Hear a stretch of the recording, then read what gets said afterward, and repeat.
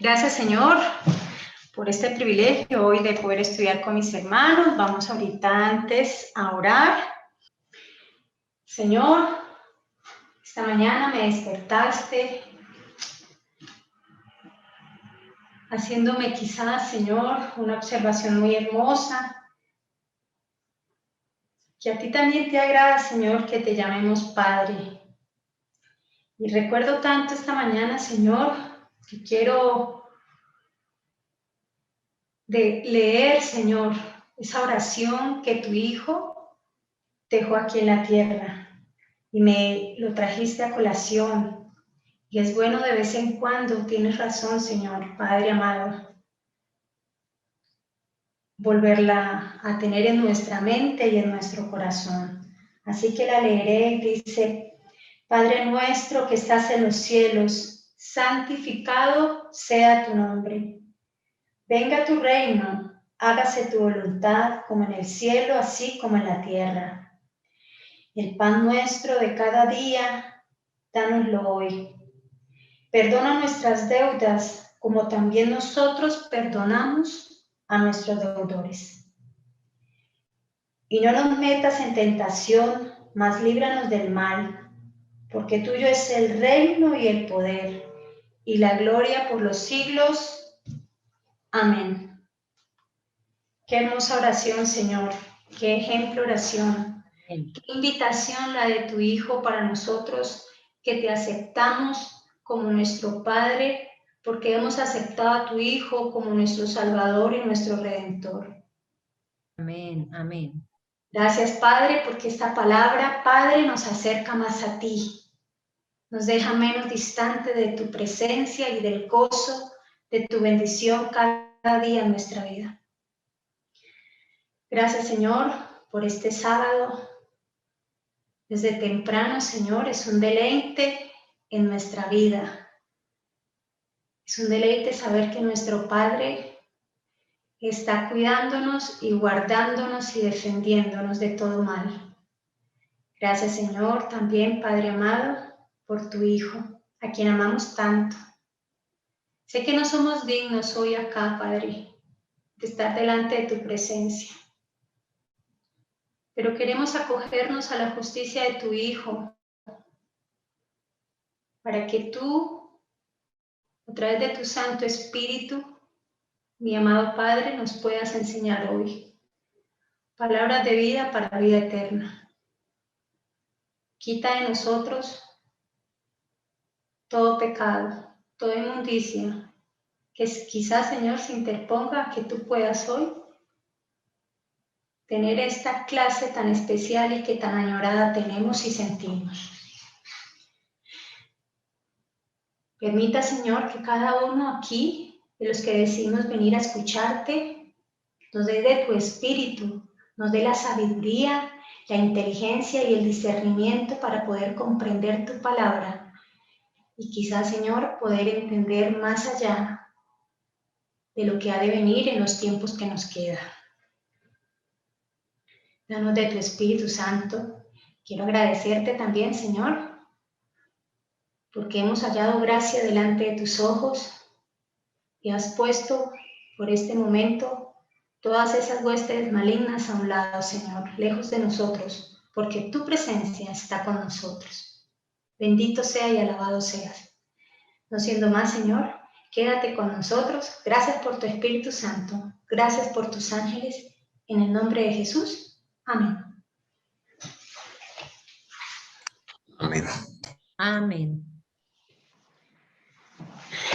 Amén. Bueno, hermanos, vamos a continuar con el estudio al lado del Señor. Siempre que llega este momento tan especial, déjeme decirle que yo estoy muy ansiosa de seguir aprendiendo al lado de Él, a los pies de Él. Así que los invito a que así sea. Y cuando eso sucede, el Señor me puede usar a mí, te puede usar a ti también. Y un solo espíritu genera una armonía en la palabra.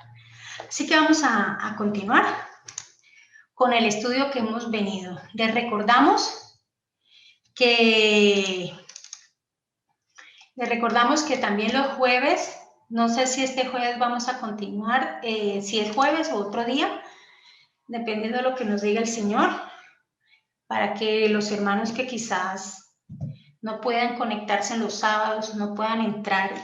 Este estudio para el Señor es muy importante y por eso nos vamos a devolver, o los que deseen volverlo a tener claro. Voy a dejar de compartir para compartir mejor por este lado. Bueno, para esto, el Señor desea que volvamos a repetir en parte. Él es un Dios reiterativo sobre el último tema de la última parte que se tuvo el sábado pasado, para poder entender por qué vamos a llegar hasta el final de este tema, sobre lo que tiene que ver sobre la historia quizás del pueblo del Señor y también de los presidentes y de las naciones a la cual su pueblo les ha servido. Le hemos servido, ahí me incluyo. Es así como este versículo yo creo que lo he puesto muchas veces, pero pues es la voluntad del Señor que lo volvamos a poner. Y vamos, lo que es la primera parte, hermanos, voy a tratar de digamos, de pronto de tener el tema ahí, porque ya lo habíamos visto, pero es como para recordarlo. Pero si ustedes ven que también desean aportar algo, no se preocupen. Tan pronto yo siempre hago silencios para ver ustedes qué aportan y puedan ustedes también aportar. Aquí tenemos Eclesiastés 1:9 al 11. ¿Qué es lo que fue? Lo mismo que será. ¿Qué es lo que ha sido hecho? Lo mismo que se hará. Y nada hay nuevo debajo del sol. ¿Hay algo que se pueda decir, he aquí, esto es nuevo? Ya fue en los siglos que nos ha precedido. No hay memoria de los primeros, ni tampoco de los postreros habrá memoria en los que serán después. Hemos dicho varias veces que esto pues nos representa que prácticamente la historia que fue en el pasado, hoy su pueblo, y siempre lo hemos que repetido. Vamos al siguiente y ahí sí les pido el favor que me ayude pronto Lucy, luego Patty a continuar la lectura y así de pronto Tommy y Jessie. Si hay alguien más, perdóneme si no he nombrado a alguien, pues para que podamos ir como y lo podamos ingresar y podamos ir así en orden.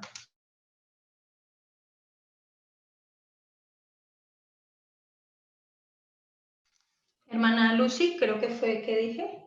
Perfecto, sí. Listo. Bueno, comenzamos con Daniel 2, capítulo 2, versículo 19 al 20. Dice así: entonces el misterio fue revelado a Daniel en visión de noche, por lo cual Daniel bendijo al Dios del cielo. Y Daniel habló y dijo: sea bendito el nombre de Dios de siglo hasta siglo, porque suya es la sabiduría y la fortaleza. Y Él es el que muda los tiempos y las oportunidades. Quita reyes y pone reyes. Da la sabiduría a los sabios y la ciencia a los entendidos. Él revela lo profundo y lo escondido. Conoce lo que está en tinieblas y la luz mora con Él. Amén. Amén. Ahora, hermanos, después de estos textos, esta pregunta ya la había formulado en un tema, pero el Señor desea, ya que vamos a enfocar hacia allá, ya al final y comienzo, diría yo, de los 2520 también, porque es muy clave. ¿Ustedes qué piensan, hermanas y hermanos, para que podamos debatir un poco? ¿Será que así como Dios dirigió su pueblo en el antaño, en el pasado, mostrándole lo que harían sus reyes con su pueblo, y también así como el Señor les mostraba su mismo pueblo, sus reyes mismos, los reyes de otras naciones, naciones paganas? ¿Será posible que Dios para este tiempo también nos muestre y nos dé entendimiento para poder comprender, hermanos, cuáles son los reyes? En este caso serían presidentes y naciones que rigen el pueblo de Dios y que han regido y regirán hasta el final. ¿Ustedes creen, hermanos, que eso sea posible? Que la historia de Israel en el pasado, que quedó plasmados en las historias de Nabucodonosor, ténganlos presente, en la de Israel, como en el caso de Ciro, es como un ejemplo o un paralelo de lo que nos pueda suceder para este tiempo. Amén, sí. Gracias, hermano Lucy. ¿Alguien más? ¿Qué más piensa? Pues para mí lo confirma lo que dice al final. Él revela lo profundo y lo escondido.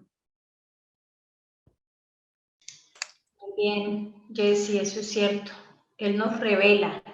Si humildemente buscamos al Señor y queremos que Él nos muestre, hermanos.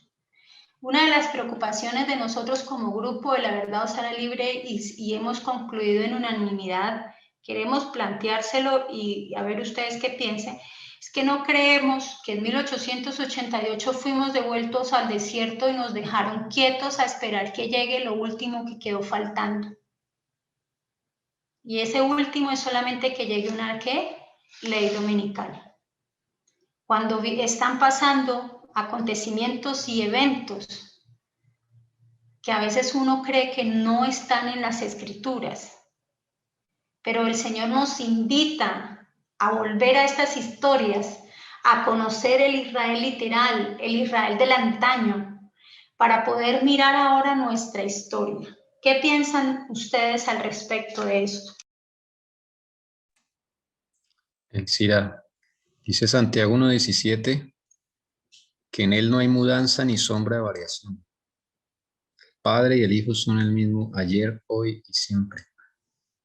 Por lo tanto, si condujo al pueblo Israel antiguo, conducirá a este pueblo Israel con los mismos principios. Y si nunca supimos qué es lo que estaba sucediendo, es porque nos dijeron que no buscáramos y nosotros desafortunadamente obedecimos. Esa es mi opinión. Muchas gracias, Tommy, tienes toda la razón. ¿Alguien más, hermanos? Recuerde que estamos en un estudio y la idea es compartir lo que pensamos. No se le olvide a los hermanos de YouTube escribir un comentario.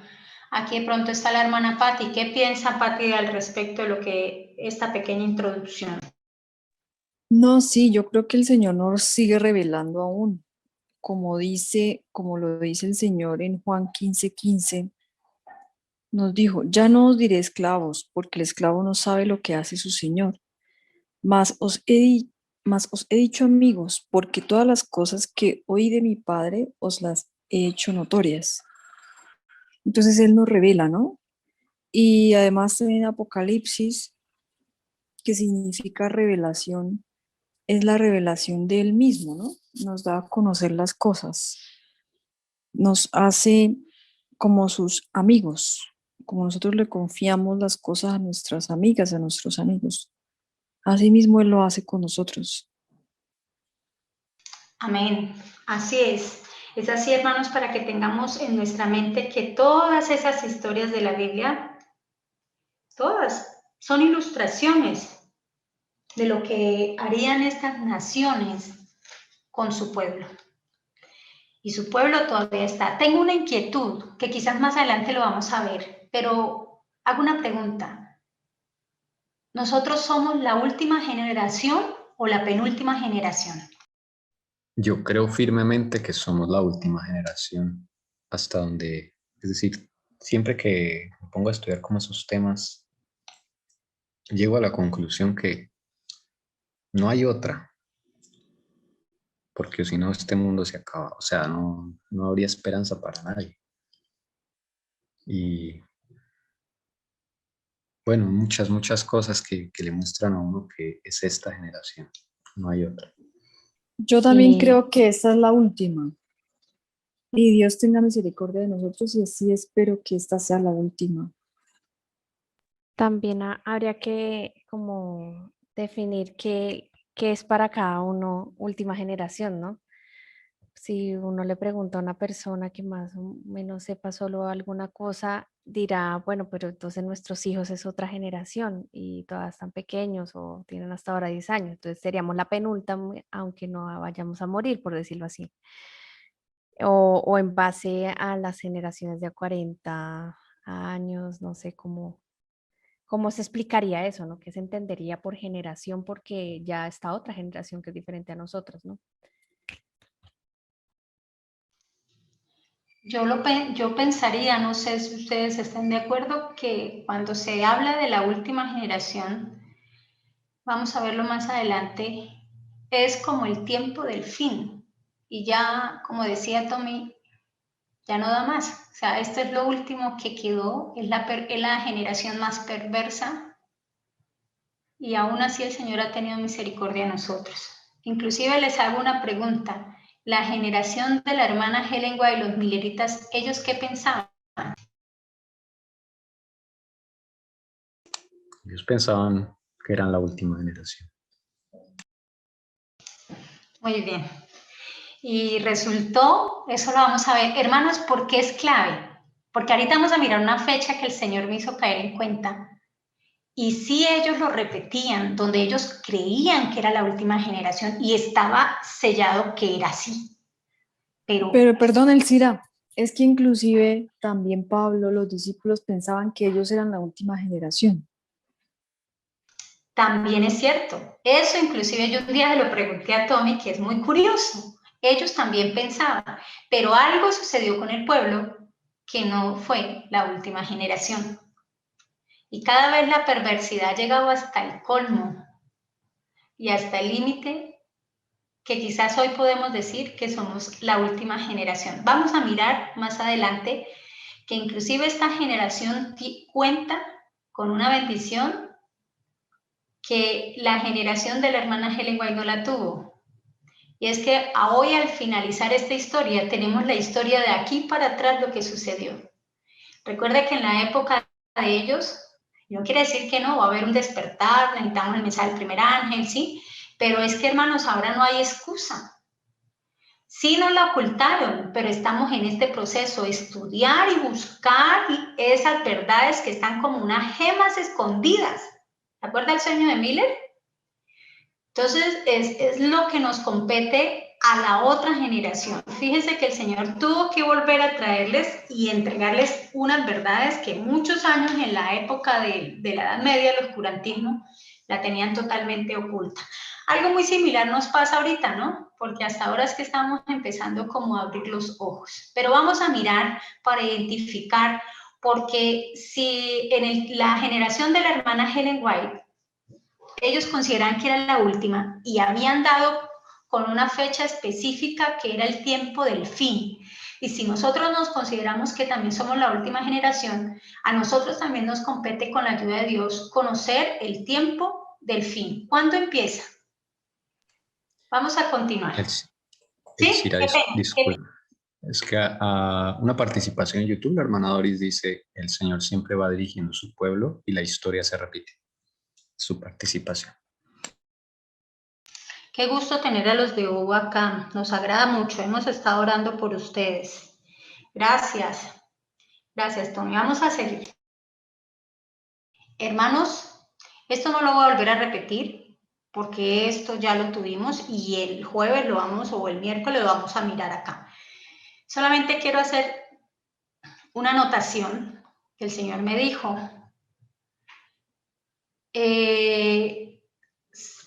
Por una observación que un hermano dijo, referente a que la tribu del norte debió haber quedado arriba y la tribu del sur debió haber quedado abajo, que es lo normal y así es como vemos el mapa, ¿no? Entonces, cuando yo también fui a cambiarlo, le pregunté al Señor, ¿por qué no? Solamente hasta anoche me dio bien la información y queda por arriba Judá porque representa, que me les voy a adelantar, para ahorita lo apuntemos, el pueblo que volvió. Es el pueblo que al final el Señor recoge y vuelve. Y luego vamos a ver qué énfasis tiene el Señor con este pueblo. No voy a decir. Vamos a seguir. Señor. El jueves exactamente lo mismo llegó a mi mente. Que la razón por la cual la barra de Judá quedó arriba es porque esa es la que continúa. La otra quedó Amén. en el tiempo. Amén. Qué bonito, ¿verdad? Qué bonito que el Señor confirma. Esos son dos testigos, porque en su momento era lógico y siempre pintan esta barra, la de Israel, arriba. Pero ahorita vamos a ver al final esta barra lo que va a representar. Bueno, vamos a seguir. Sé que habíamos tocado, hermanos, los eventos externos y eventos internos. Ustedes preguntarán, ¿pero para qué tiene que ver? Y fíjense, hermanos, que volvemos a contar 2 barras.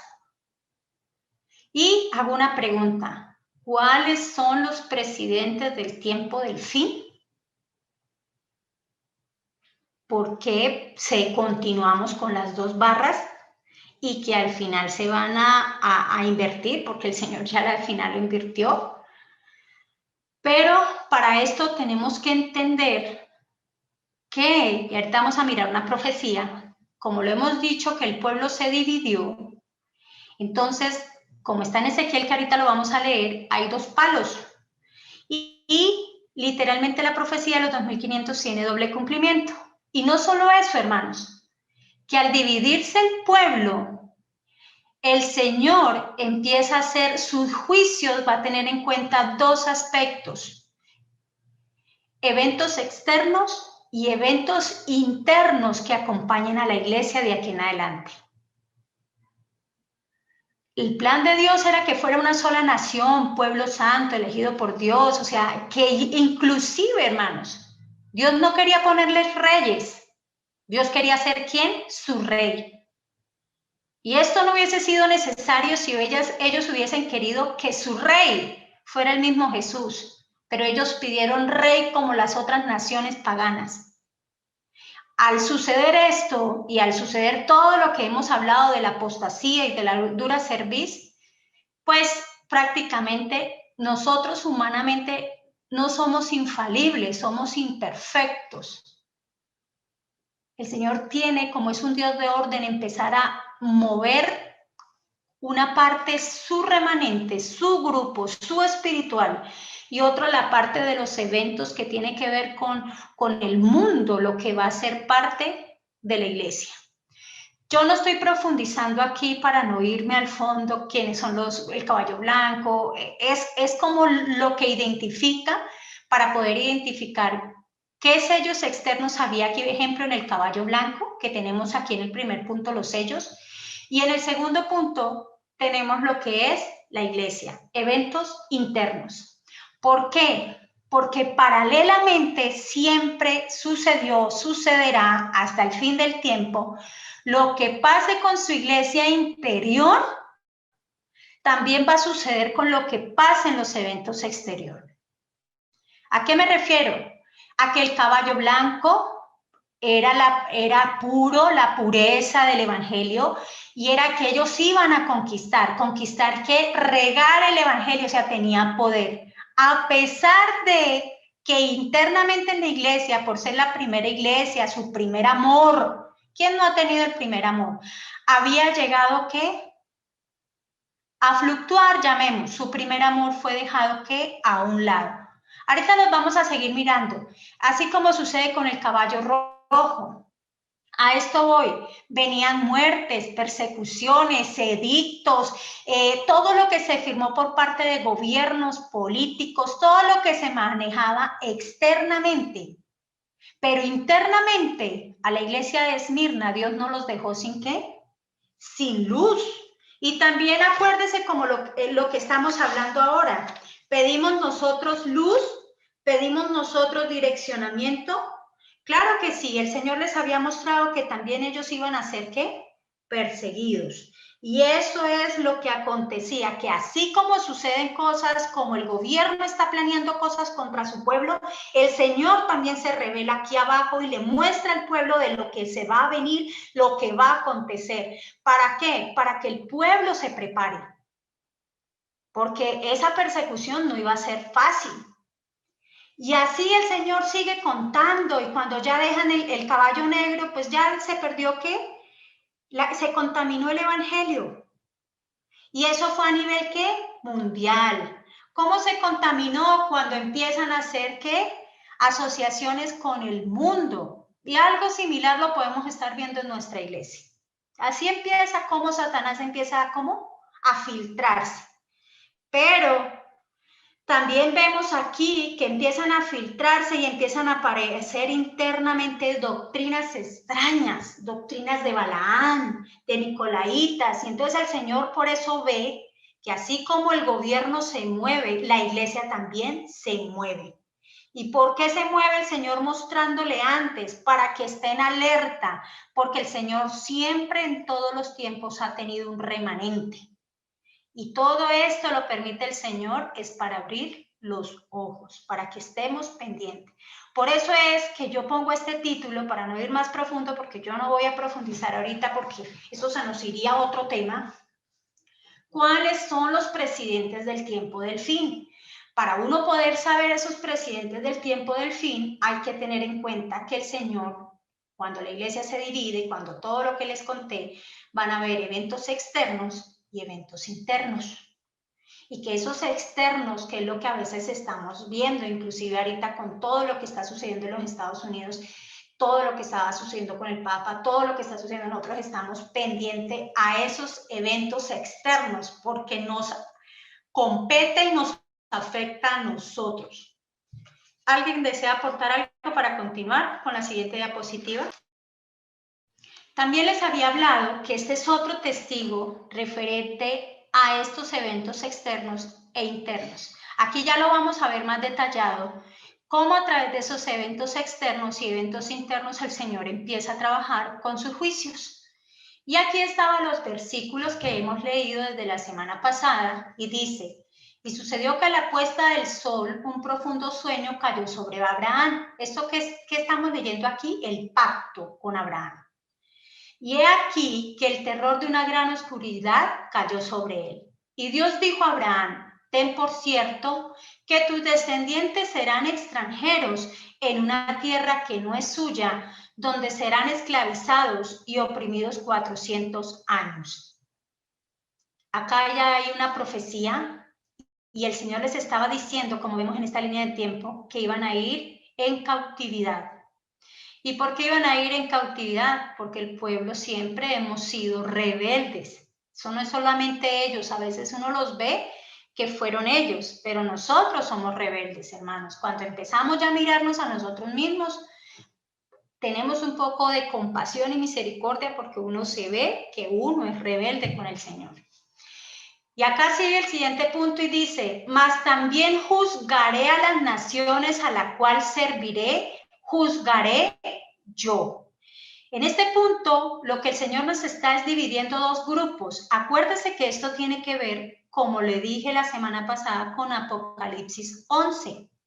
Cuando empezamos a leer de los juicios de que el Señor manda a medir ¿qué? El atrio, el templo, la parte de adentro, todo esto. Asimismo, el Señor desde Abraham lo dejó estipulado. No es algo nuevo que apareció en ¿dónde? En Apocalipsis 11. Aquí le está diciendo el Señor y empieza a hablar de un juicio. Y él empieza a dividir ese juicio que se iba a dividir a la nación de la cual el pueblo le sirvió y al pueblo. En este caso eran los hebreos, que representaba la iglesia de Dios. Ojo, porque esto lo vamos a seguir mirando. En este caso, a la nación a la cual este pueblo le sirvió y el Señor los envió en cautividad, llamémoslo así, fue Egipto. Esa fue la nación. Este es un evento interno porque tiene que ver con la iglesia del Señor. Y este es un evento externo, o sea, interno directamente con los miembros, la espiritualidad de su pueblo. Y el externo es a la nación a la cual el Señor lleva a su pueblo. Y en este caso, para que podamos ir entendiendo para más adelante, en la 10ª plaga hubo juicio. Y esa 10ª plaga cayó tanto para los hebreos como los de Egipto, pero no afectó a su iglesia. ¿Por qué? A cierta iglesia, a su iglesia, porque muchos se hacen llamar su iglesia, a los que aceptaron al Señor Jesucristo. Acuérdese del Cordero, la sangre en el dintel. Esos fueron los que no fueron afectados y hubo un juicio. Y aquí hubo otro juicio porque la plaga sí le cayó a los egipcios que no aceptaron a Jesús como su Salvador. Sigamos leyendo.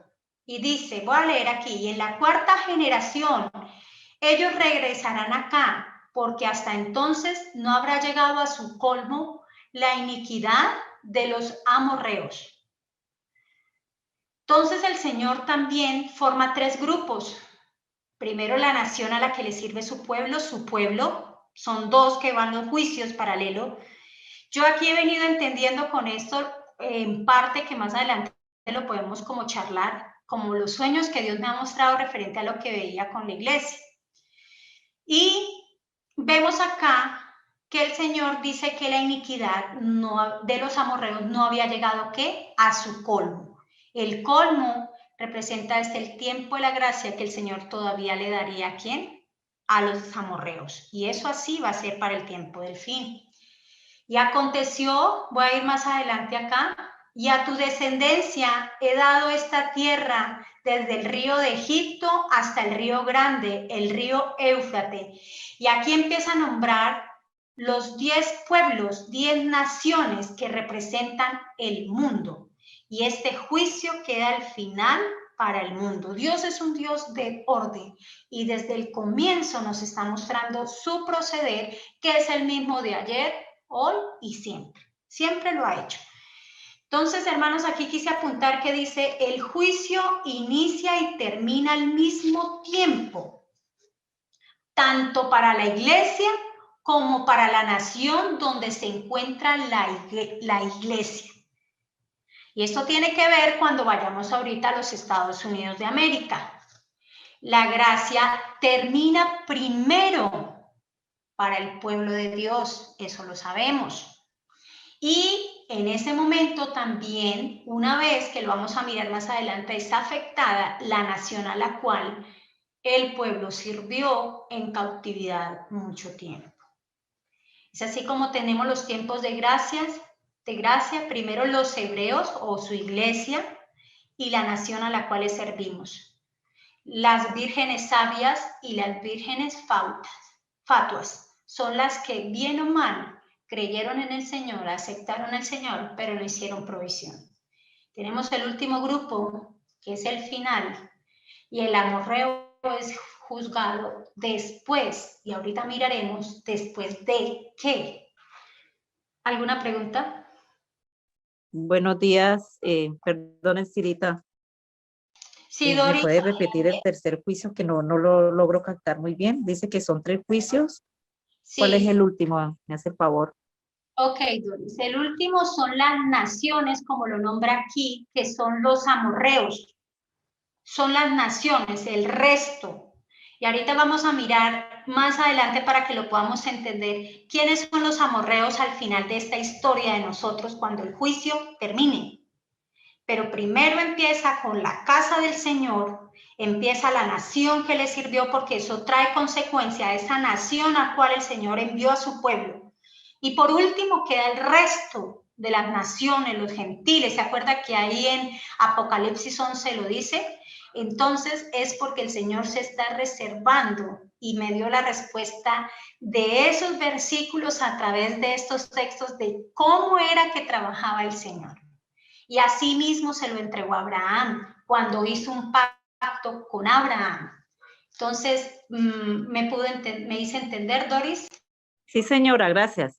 Ok, gracias a ustedes. Seguimos entonces. Si hay algo, hermanos, yo paro y pregunta. Yo no tengo la respuesta de todo, solo estoy trayendo lo que he podido entender e ir armando. Pero si ustedes tienen alguna pregunta, con la ayuda de todos y el Señor que está acá dirigiendo nos podrá contestar, y si no, a su tiempo. Elcira, no sé si tengas pensado hablar de esa. Tú subrayaste cuarta generación ahí en la... Opina, Tommy, porque de pronto no y me va a enriquecer todo esto. Ya, bueno, la cuarta generación, uno pensaría que ahí se refiere a la generación de los hebreos. Es como uno lo pensaría, pero resulta que cuando uno detalla bien el texto, el Señor ahí no se está refiriendo a la cuarta generación de los hebreos, se está refiriendo a la cuarta generación de los amorreos. Y eso es comprobable porque resulta que cuando uno cuenta las generaciones de los amorreos desde el tiempo de Abraham hasta el tiempo en cuando toman la Canaán celestial, la Canaán terrenal con Josué, vuelvo a repetir, desde el tiempo en que es dado este mensaje a Abraham hasta el tiempo en que toman la Canaán terrenal con Josué, hay exactamente 4 generaciones de amorreos. Es un dato ahí que quería aportar. Gracias, Tommy, por ese aporte. Y ahí me confirmas que el juicio es final para los amorreos, que tiene que ver con Apocalipsis 11, para los gentiles. Muchas gracias. Hermanos, todo esto que está aquí se vuelve a repetir. Vamos a continuar. Para esto vamos a mirar, porque actualmente nos compete a nosotros, porque somos del pueblo del Señor, la iglesia adventista del séptimo día.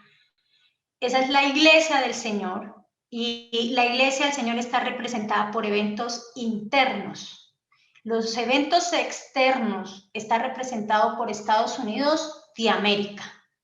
¿Por qué? Porque acuérdese que hemos venido hablando que esa es la segunda, entre comillas, tierra gloriosa a la cual se le entrega al pueblo que huye de la persecución, que veníamos hablando inclusive ahí en el capítulo 16 del conflicto de los siglos. Es así como se vuelve Estados Unidos la tierra gloriosa. Más adelante lo vamos a ver. Quise mirar en los eventos internos, hermanos, porque lo que pasa en el interno sucede en el externo, y lo que sucede en el externo sucede en el interno. Entonces, en 1798, en el tiempo de 1798, lo hemos hablado bastante, pero no importa, hay que repetirlo.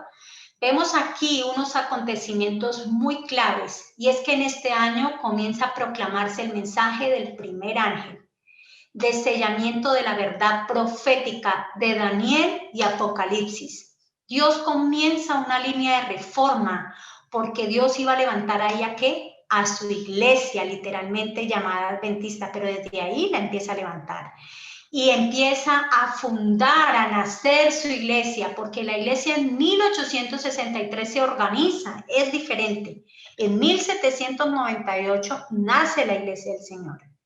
Y aquí en esta línea de reforma, el Señor comienza a levantar, y al que elige es al hermano Miller, al cual entrega todas esas verdades que estaban selladas y que Dios se la empieza a mostrar a este reformador. Acuérdese que hemos venido atrás mirando sobre la línea de los reformadores. Cuando Dios empieza a levantarlos es un punto clave. ¿Por qué? Porque el Señor también va a hacer juicios y va a empezar a terminar algo clave dentro de esas etapas. Acuérdese que empezamos desde Adán y Eva. Nos quedó faltando una parte que es la de Moisés, y después la terminaremos.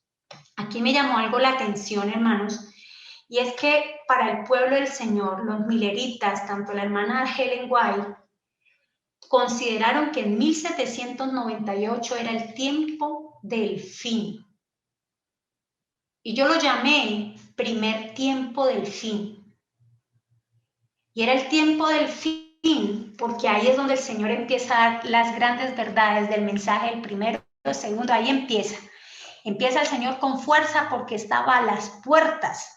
Y es una característica, empieza a darle el sábado, la reforma pro salud, el santuario, todo. Eso viene gradual cuando uno le hace el seguimiento, que lo vamos a mirar, que eso está en otras diapositivas, pero no ahora.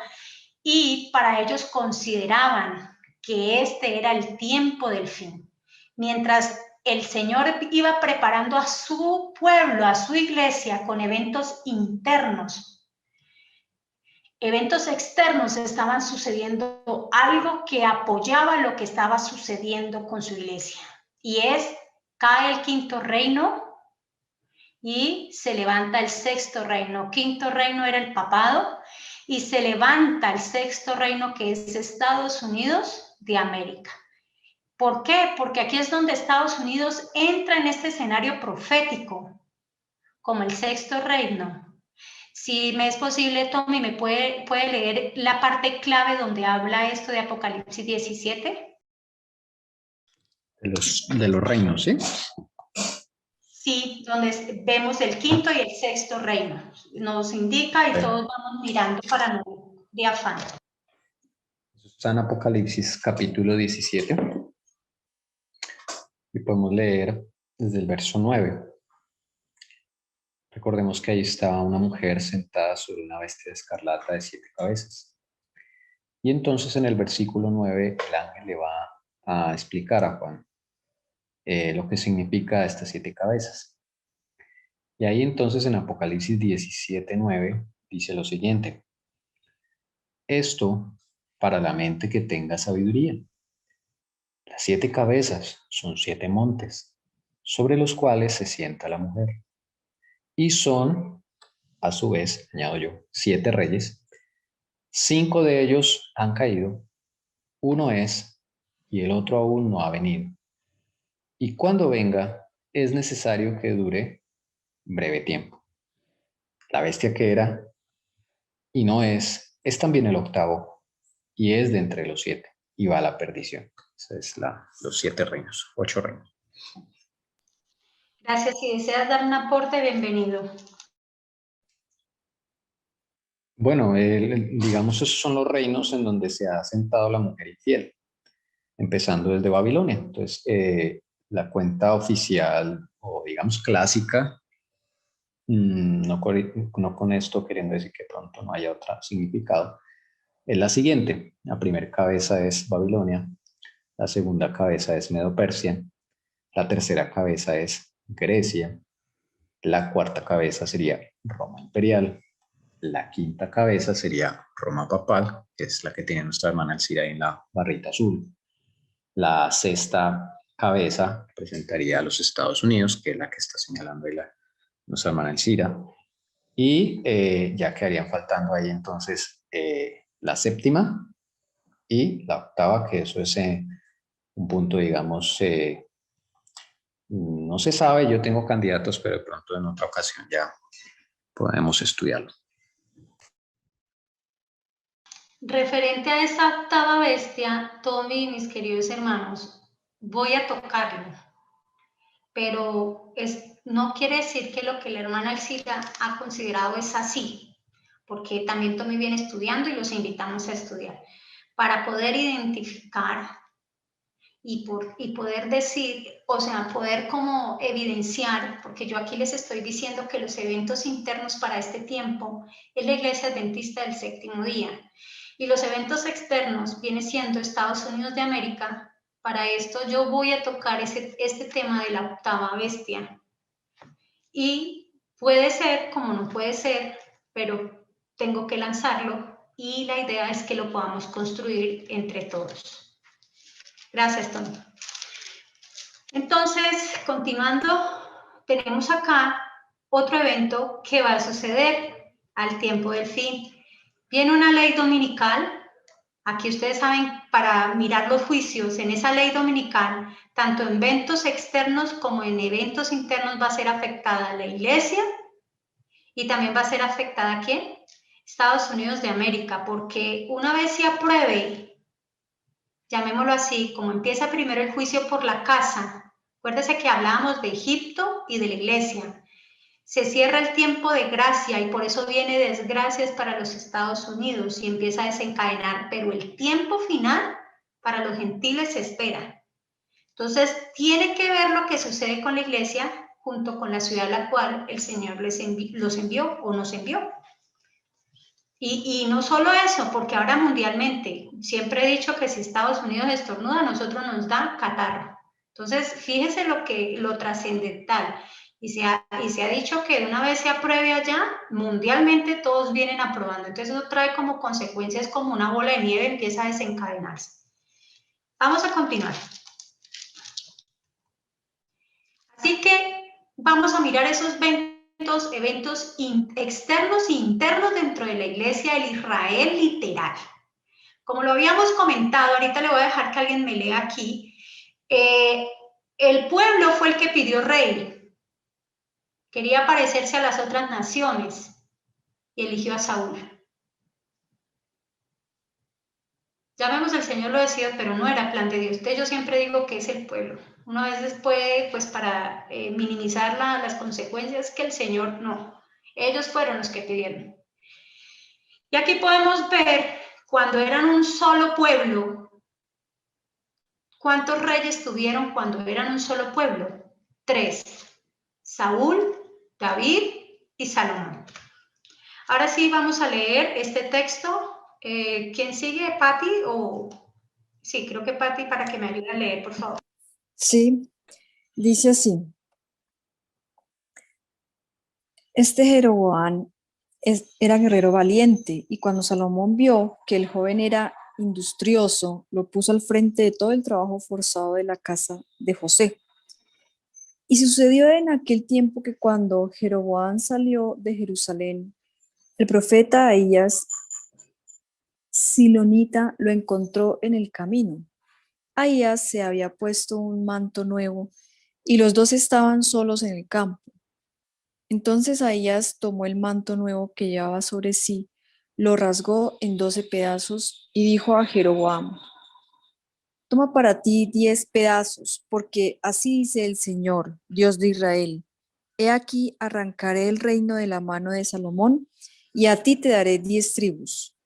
Pero él tendrá una tribu por amor a mi siervo David, y por amor a Jerusalén, la ciudad que he escogido de entre todas las tribus de Israel. Porque me han abandonado y han adorado a Astoret, diosa de los sidonios, y Quemos, dios de Moab, y a Milcom, dios de los hijos de Amón, y no han andado en mis caminos, para hacer lo recto delante de mis ojos y guardar mis estatutos y mis ordenanzas, como lo hizo su padre David. Sin embargo, no quitaré todo el reino de su mano, sino que lo haré príncipe todos los días de su vida por amor a mi siervo David, a quien escogí, el cual guardó mis mandamientos y mis estatutos. Pero quitaré el reino de mano de su hijo, y te lo daré a ti, es decir, las 10 tribus. Y a su hijo daré una tribu, para que mi siervo David tenga siempre una lámpara delante de mí en Jerusalén, la ciudad que yo he escogido para poner allí mi nombre. Y a ti te tomaré, y reinarás sobre todo lo que deseas, y serás rey sobre Israel. Y sucederá que si escuchas todo lo que te ordeno, y andas en mis caminos, y haces lo recto delante de mis ojos, guardando mis estatutos y mis mandamientos, como hizo David mi siervo, entonces estaré contigo, y te edificaré una casa perdurable como la que edifiqué a David, y yo te entregaré Israel. Gracias, Patti. ¿Qué entiendes de esa lectura? Bueno, buena pregunta. Bueno, ahí el Señor le mostró a Jeroboam, ¿no?, que le iba a dar el reino, pero era con una condición, ¿no? Era si él hacía, si guardaba la ley del Señor. Y también le dio, era como un simbolismo el hecho de que Ahías, es que se llama, cuando partió o sea, el Señor les reveló por medio del manto de él, cuando se partió en 10 partes, que le iba a dar 10 tribus, ¿no? Que son las 10 tribus de las que hemos estado hablando, ¿entiendo yo? Sí, ¿va bien? Sí. Sí, va bien. Sí, entonces, bueno, ahí el Señor le estaba revelando esto. Y también, bueno, le decía que a él 10 tribus y, eh, y también menciona la otra tribu, ¿no? Que esa era la que venía de Salomón. Sí, de David. Ujú. Sí, de David. Entonces, bueno, ahí es cuando vemos que eso era una profecía, ¿no? Que se iba a dar y se dio. Es como un juicio, ¿no? Sí, sí, sí. Gracias. Sí, efectivamente, yo ahí puedo ver un juicio. Ustedes los invito, ¿qué más pueden ver? El Señor ya divide, o sea, ya determinó, porque hizo el juicio y determinó y dividió las tribus. Y curiosamente, esto más adelante lo vamos a ver, que un profeta también lo habla, porque tiene que ver con el tiempo de nosotros. Y es así como lo divide y le entrega a Jeroboam las 10 y a Roboam le entregan las 2, para que lo tengamos claro, que de ahí es donde sale de una apostasía, como nos explicaba Tommy la semana pasada, tiene que ver con lo de Salomón, y la apostasía de Salomón desencadenó todo esto. No sé si alguien más desea aportar. Bueno, surge una idea de por qué el Señor no se tiene en cuenta la tribu de David, de Leví. Si ustedes se fijan ahí, le dejan una a Robán, que es la tribu, vendría a ser la tribu de Judá, ¿no? Por amor a mi siervo David, dice ahí, por amor a Jerusalén, entonces el Señor les deja de esa tribu, pero no se habla de dos. Y la razón es porque la tribu de Leví, su rey no era un ser humano, su rey era directamente Jehová. Él era él el que los conducía, porque ellos hacían el ministerio de la casa de Jehová. Entonces ellos no quedaban bajo, digamos, jurisdicción ni territorial, ni administrativamente bajo el rey, y eso era una cosa que hoy en día vemos de la separación de iglesia y Estado. Buenísimo. Eso es Y como la idea. lo curioso, Tommy, es que ahí ellos podían haber elegido, ¿no? Pero uno mira desde Aarón, ellos se mantuvieron fieles, ¿no? Sí, deben haber textos, no tengo en la mente alguno, pero estaba pensando a ver si tenía un texto de ejemplo, pero ellos siempre se mantuvieron, digamos, como ajenos a esas cuestiones políticas de guerra. Ya cuando uno los ve que, digamos, cometen sacrilegios, por ejemplo, cuando sacan el arca del templo y lo llevan a la guerra sin autorización del Señor, eso es un sacrilegio. O sea, de hecho, el colmo llega, mejor dicho, la destrucción de Judá llega, es cuando los levitas ya se meten a hacer lo mismo, las mismas perversiones que están haciendo el rey, lo hacen en la casa de Jehová. ¿Sí? Y eso no siempre fue así, porque cuando llega un rey perverso, por lo general los levitas se mantenían firmes y eran los que trataban de cuidar. Ya se me vino a la mente un ejemplo, gracias Señor. El caso de Josías.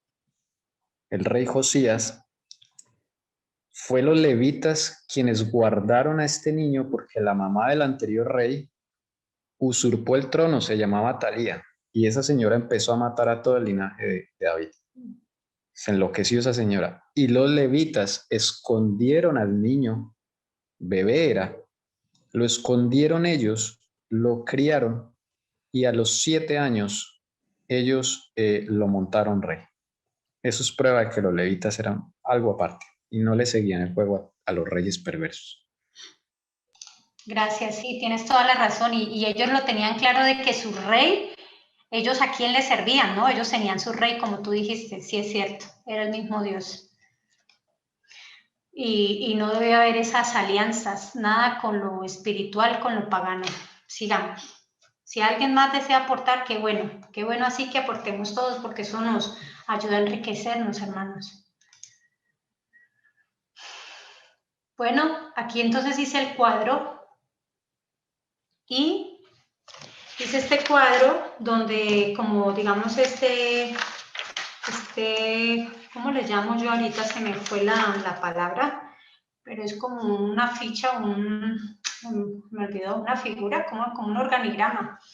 Lo monté acá y podemos ver aquí a Saúl, David y Salomón. Y acá sucede que es el cumplimiento de la sentencia que el Señor, ya lo leímos, que se encontraba ahí, que precisamente no lo había puesto y Tommy me ayudó a buscarlo, Primera de Reyes 11:29. El texto que acabo de leer, Patti, se encuentra en Primera de Reyes 11:28 en adelante. 11:28. Gracias, Tommy, porque se me olvidó apuntarlo. Entonces, es así como se divide Ahora dirán ustedes, oiga, debe poner esta azul aquí. Bueno, puede ser, pero vamos a mirar ya la final que eso cambia. Jeroboam es el que se queda con las 10 tribus del norte. Cuando leamos en la Biblia, Israel, Efraín, están hablando de quién, de las 10 tribus del norte, y que el que se ha quedado con esas 10 tribus por voluntad del Señor fue Jeroboam. Fue el Señor el que decidió. Y vemos aquí en el sur a Roboam, tenemos a Judá y tenemos las 2 tribus de ¿qué? Del sur. Aquí vamos a llenar algo, hermanos, y tengo una pregunta.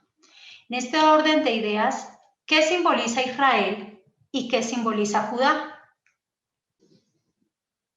Para esto, tengámoslo ahí, pero me gustaría que fuéramos a leer Ezequiel, capítulo 37, versículos del 15 al 28. Y ahí nos va a dar en parte una respuesta. Entonces podremos empezar. Bueno, Tommy, empieza a leer. Por favor. Sí le dije a Paulita que estuviera lista, que creo que le tocaba ya. Bueno. 37, mi amor, Ezequiel 37 del 15 al 28. Del 15 al 28 dice, y vino palabra del Señor a mí diciendo, tú, hijo de hombre, toma ahora un palo y escribe en él, a Judá y a los hijos de Israel sus compañeros. Toma pues otro palo y escribe en él, a José, palo de Efraín, y a toda la casa de Israel sus compañeros. Júntalos luego el uno con el otro, para que sean en uno y serán uno en tu mano. Y cuando te hablaren los hijos de tu pueblo diciendo, ¿no nos enseñarás qué te significan estas cosas? Diles, así dijo el Señor Dios. He aquí yo tomo el palo de José que está en la mano de Efraín, y a las tribus de Israel sus compañeros, y yo los pondré con él, con el palo de Judá, y los haré un palo, y serán uno en mi mano. Y los palos sobre los que escribieres estarán en tu mano delante de sus ojos. Y les dirás, así dijo el Señor Dios, he aquí yo tomo a los hijos de Israel de entre los gentiles a los cuales fueron, y los juntaré de todas partes, y los traeré a su tierra. Y los haré una nación en la tierra, en los montes de Israel, y un rey será a todos ellos por rey. Y nunca más serán dos naciones, ni nunca más serán divididos en dos reinos. Nunca más se contaminarán con sus ídolos y con sus abominaciones y con todas sus rebeliones. Y los salvaré de todas sus habitaciones en las cuales pecaron. Y yo los limpiaré y me serán por pueblo y yo a ellos por Dios.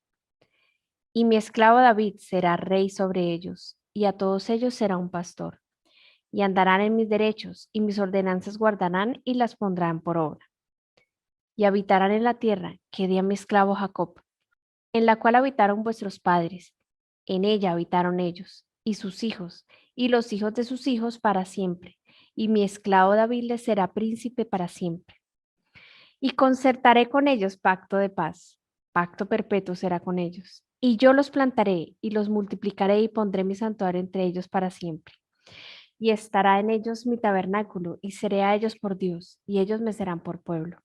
Y sabrán los gentiles que yo, el Señor, santifico a Israel, estando mi santuario entre ellos para siempre. Amén. Impresionante. Amén. ¿Qué entiendes ahí, Jessie, porfa? Bueno, es un poquito largo, pero me impresionó mucho el versículo 19. Bueno, cuando el Señor, vino palabra del Señor y mandó a decir todo esto a Judá, a José, me llamó mucho la atención el versículo 19, que empieza el Señor como a decirles el apoyo tan grande que les iba a dar, ¿no? Y cómo los va a volver a unir, o sea, se estaba hablando de división antes, pero ahora está hablando de que el mismo Señor los une y cómo lo va a hacer, ¿no? Entonces, eso es lo que entendí. Poco a poco va diciendo cómo va tomando, bueno, a los hijos de Israel dentro de los gentiles, va a empezar a juntarlos, va a empezar a armar una nación en los montes de Israel y cómo empieza a elegir su rey y cómo les da esas promesas de que nunca más se contaminarán con ídolos, va a limpiar totalmente al pueblo y bueno, el Señor les será por Dios. Y algo que me llama la atención es cómo se refiere a David en el 24, ¿no? Y mi esclavo David será rey sobre ellos, ¿no? Porque, bueno, no debemos ver como si fuera un esclavo, pues por obligación, sino que es un total siervo de Dios. Él hace lo que hace el Señor y es el que el Señor está utilizando. Entonces, ¿cómo es, cómo Dios, bueno, pone a David a trabajar ahí, a Jacob también y, bueno, en la tierra que le dio también a mi esclavo Jacob, porque le va a dar. Entonces es muy interesante cómo el Señor lo pone ahí. Yo estoy leyendo la versión del jubileo. Y bueno, muy interesante la unión que hace el Señor y las promesas que le da a su pueblo, cómo los une. Y Le hago una pregunta, Jessie, ya que usted toca esos dos puntos muy interesantes. ujú. ¿Qué en común tenía David y Jacob? Qué común tenía David y En Jacob. este texto de lo que está hablando, ¿no? Que hay que contextualizarlo aquí en lo que se está Ujú. viendo y lo que está sucediendo, el mensaje que el Señor está enviando. A ver. Y Bueno, no sé, no sé si es lo que pasó con Jacob y Esaú, ¿no? No sé si tenga que ver eso, como cómo fue que lo eligió, ambos los eligieron de una forma peculiar, ¿no? Porque Jacob no, bueno, ante la mente humana no iba a ser el elegido, pero lo eligió Dios a pesar de que no era primogénito y a pesar de todo lo que pasó y toda la lucha que tuvo con el mismo Jesús. Y David tampoco era el que iba a ser elegido, era el menor de sus hermanos y aparte de eso era débil, por decirlo así, pero mediante la guerra y el triunfo que tuvo con Goliat, el Señor demostró que él iba a ser el ungido por sobre todas las cosas, por sobre el rey Saúl. A pesar de todo, era el que había ungido el Señor. Entonces, eso es lo que yo entiendo. bueno, pues Sí, no. Elsirita, Elsirita, Según el contexto, Elsira, no. Ya, Doris. Elsira. Bueno, Elcira, perdón. se me viene a la mente lo siguiente. Mm, David, nombrado rey, ¿cierto? Y de Jacob, ¿quién salió? Las 12 tribus que conforman al pueblo israelita. Entonces creo que ahí está el pueblo de Dios Israel, porque aquí nos habla mucho de que las naciones y los volverá otra vez a recoger a su nación Israel. Y un rey será para ellos. Entonces yo digo, bueno, pues ahí está la nación representada a través de Jacob, que de ahí salieron sus hijos, las 12 tribus, y el rey que montó, digamos, después de Saúl sería David. Bueno, pienso así, no sé. Estás muy cerca, Doris, muy cierto. Ahora, Patti, para poder aportar. No, perdón, yo preguntaba cuál fue la pregunta que hiciste, o sea, acerca del contexto de lo que leyó Paola. Claro, estamos leyendo bajo este contexto porque el Señor lo nombra Sí. bajo este contexto. Entonces, ¿qué hay en común estos dos? Y Doris lo acercó bastante, o sea, estaría diciendo que sí, con otras palabras. Ah, no, yo iba a decir otra cosa, pero no tiene, estoy entonces muy lejos. Nada que ver. Bueno, entonces vamos a mirar algo en este texto, hermanos. Y el subtítulo aquí en la Biblia me dice la reunión de Judá e Israel.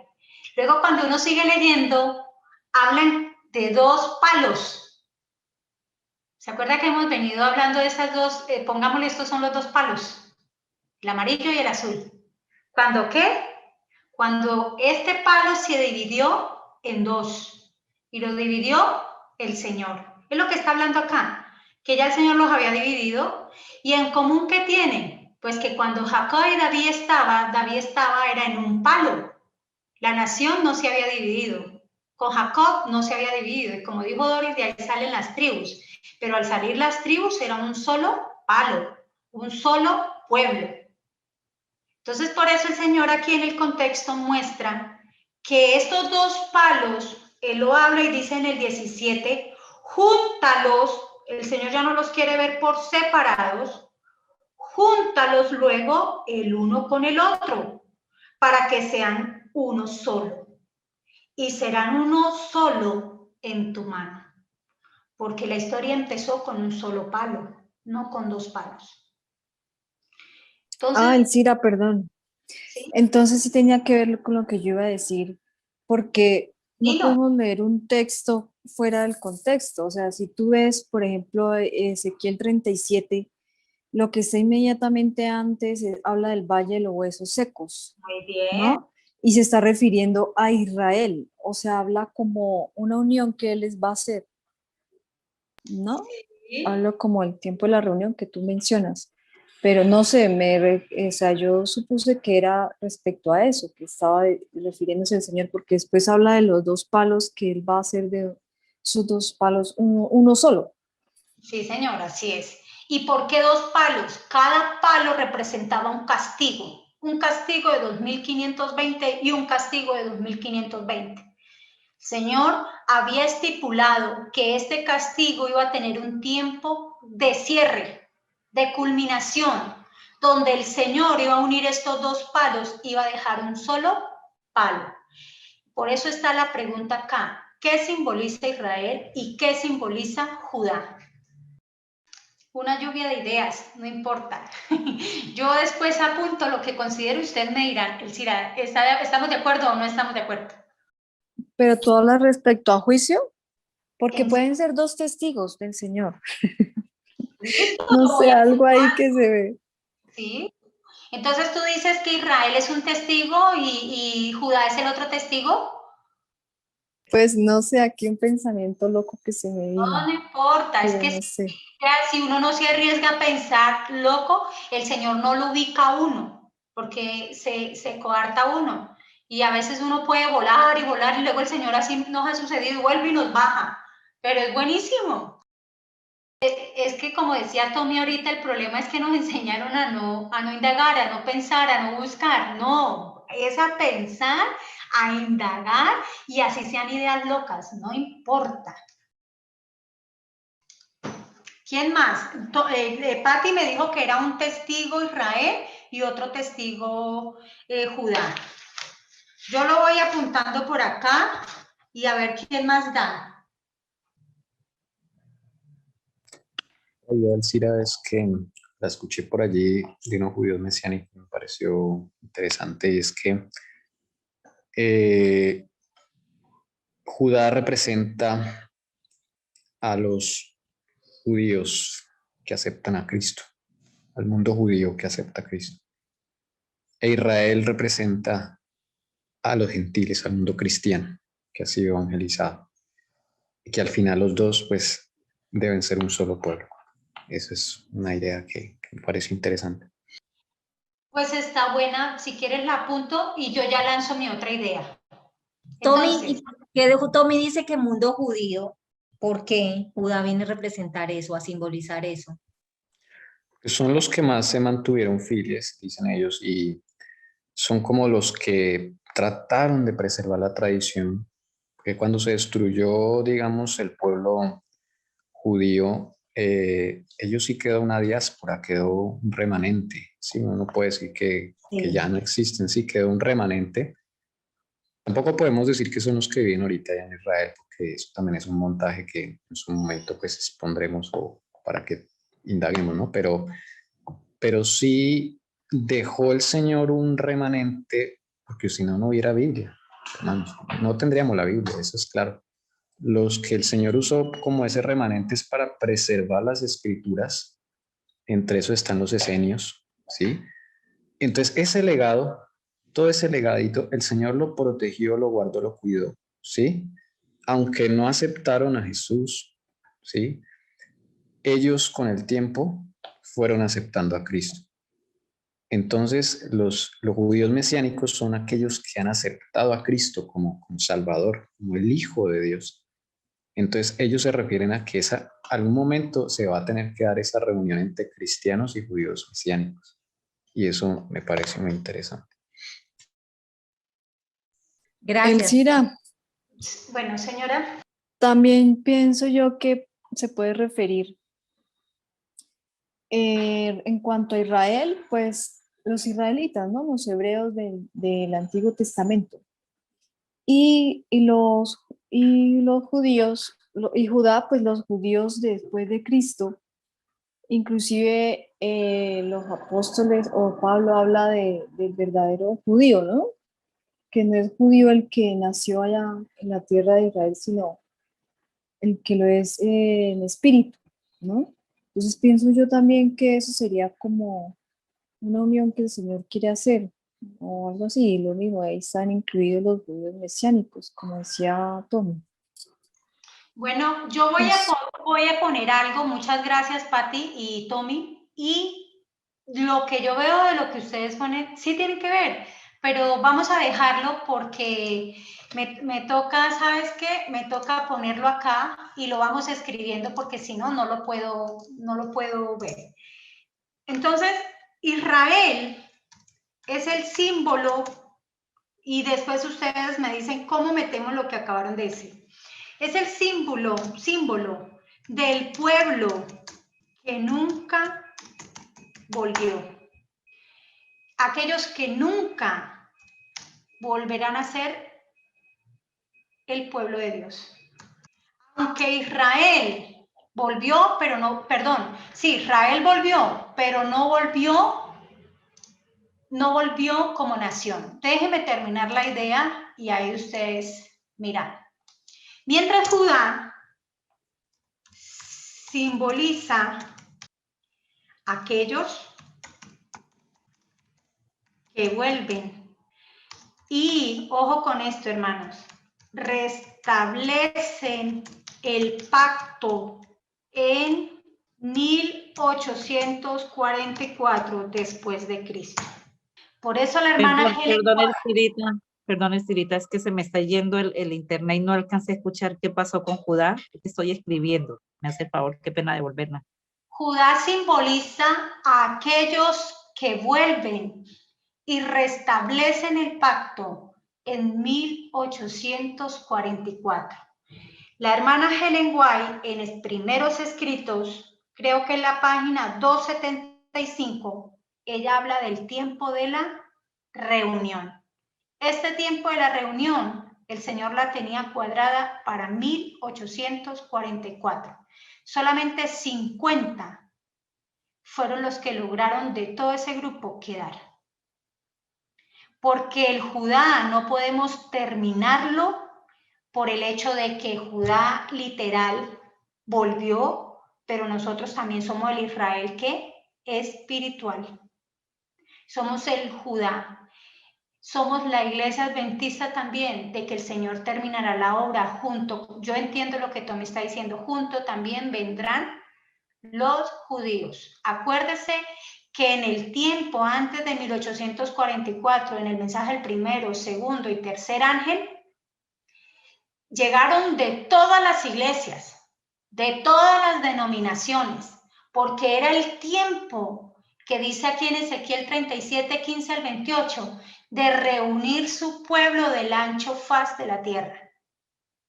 Ese fue el tiempo en el cual el Señor sella un pacto con este pueblo, con el Israel espiritual, y empieza a darle las últimas verdades que faltaban para su pronta venida. Pero pues ya todos conocemos la historia. Ese es el tiempo en el que el Señor va a reunir también ¿a quién? A Judá, al pueblo, porque recuerde que en Profetas y Reyes el Señor dice que cuando esparció y dispersó a Israel, volvieron uno que otro y buscaron a Judá, pero no volvieron como nación. Y ese es el pueblo que se dispersó y desapareció, entre comillas, como nación. Es así como en este de Judá llegarán los judíos, llegarán de otras iglesias, llegarán de otras denominaciones para juntarnos, porque el que nos va a juntar, ¿quién va a ser? El Señor. Ese es lo que he estudiado con el Señor. Ustedes me dirán, ¿qué más aporto aquí? Y me ayudan para ir transcribiendo lo que dijo Tommy o algo así. Bueno, veo ese silencio. Entonces, hermanos, yo pienso... Una preguntita. De estos pueblos, o sea, al reunirlos el Señor, ¿es lo que conformaría los 144,000, Alcirita? ¿O no? Al final, porque si seguimos la historia, ¿qué sucede después de 1844? Se empieza a recibir el mensaje más profundo, ahí era el mensaje, entre comillas, del tercer año que me estoy adelantando, es que como no pudimos llegar hasta allá, pero de ahí el Señor necesita enviar que el pueblo reciba el poder del mensaje del tercer ángel, se llama la justificación por la fe, y de ahí vendrá el Espíritu para preparar el último grupo. Y ese grupo es el que da, pero mientras tanto llegarán varios, porque otros serán mártires, otros 144.000, y así durante este tiempo que aconteció. Es lo que conocemos de la historia adventista. No sé, Tommy, ¿qué piensas? Sí, son como dos ópticas, ¿no? O de pronto más bien te hago una pregunta, Alcira. Allí arriba escribiste símbolo del pueblo que nunca volvió, aquellos que nunca volverán a ser el pueblo de Dios. Entonces ahí como que se cierra toda posibilidad. Como Pueblo, que por no. eso le digo, Como como nación. nación. Ya. Entonces escribí que como nación no volvió.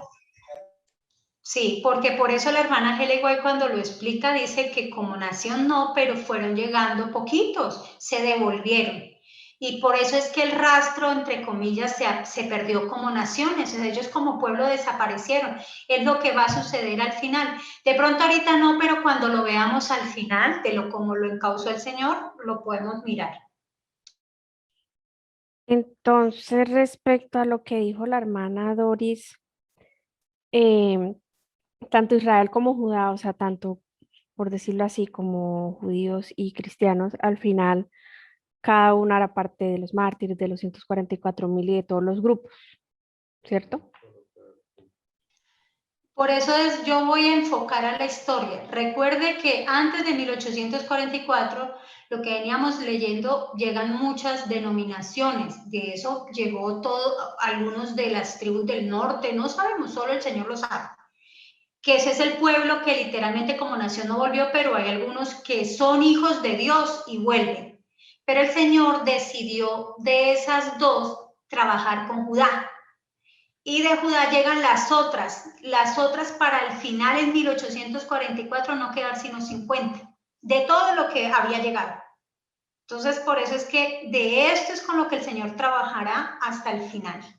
Y de esto lo miraremos, qué sucede con Jeroboam.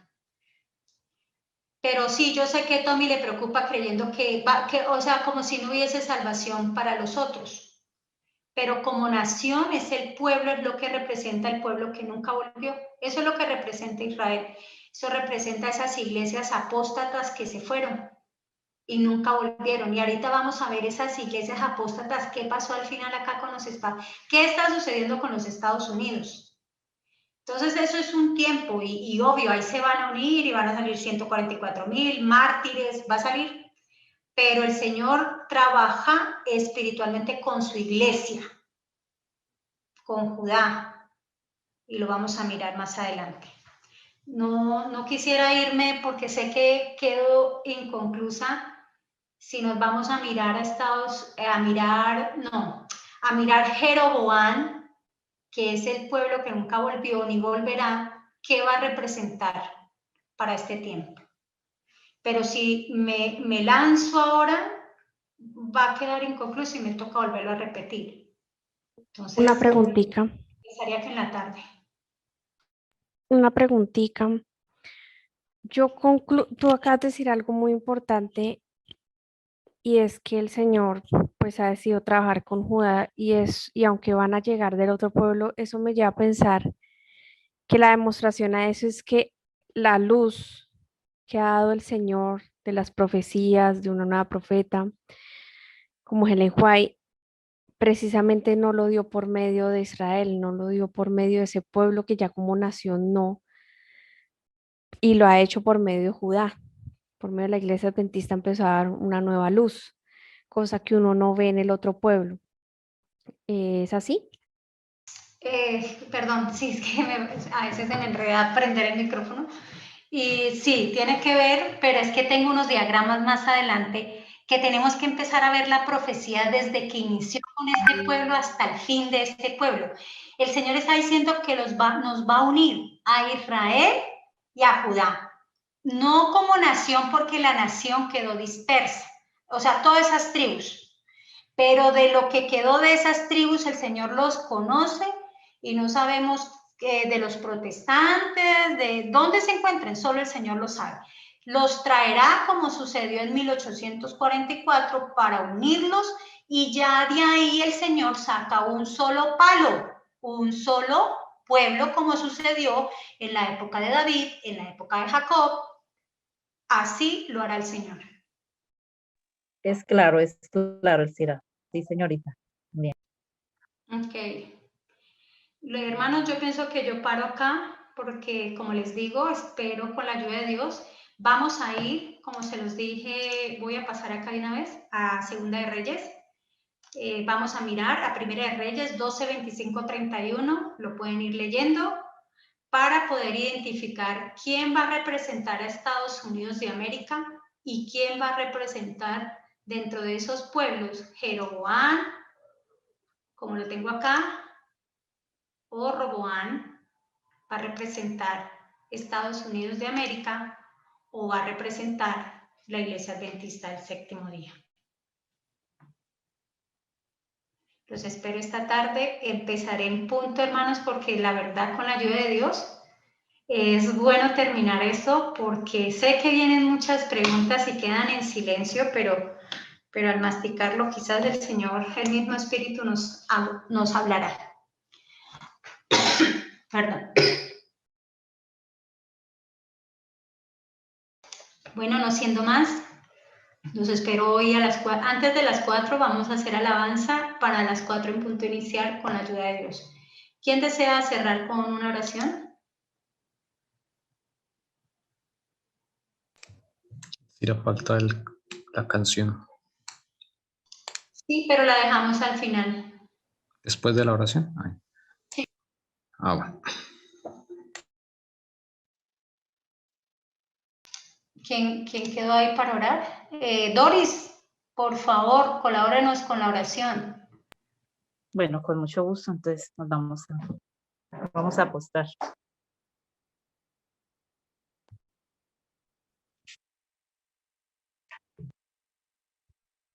Querido Señor, Padre eterno, muchísimas gracias por todo lo que nos das de conocimiento a través de tu palabra, Señor. Muchas veces hemos pasado por estos pasajes, hemos leído, pero mira que no hemos entendido, Señor, hasta ahora. Gracias por darnos esta gran oportunidad a través del grupo La Verdad os hará libre, Señor. Guárdalo, permite que cada día crezca más, también en calidad, y que cada día, Señor, nuestras mentes estén siendo limpiadas, que tú nos des de tu discernimiento, sabiduría, inteligencia para poder aprender y obedecer lo que tú dices en tu palabra. Gracias por esta mañana deliciosa que nos has regalado, por lo menos en este lugar, un clima muy agradable, y pienso que también el resto de hermanitos han tenido una mañana deliciosa en tu santo día de reposo. Bendícenos, guárdanos, protégenos, y que siempre nos lleve de tu mano poderosa por el camino que lleva a la salvación. En tu glorioso y maravilloso nombre, Señor Jesucristo, porque tú vives y reinas por los siglos de los siglos. Amén y amén.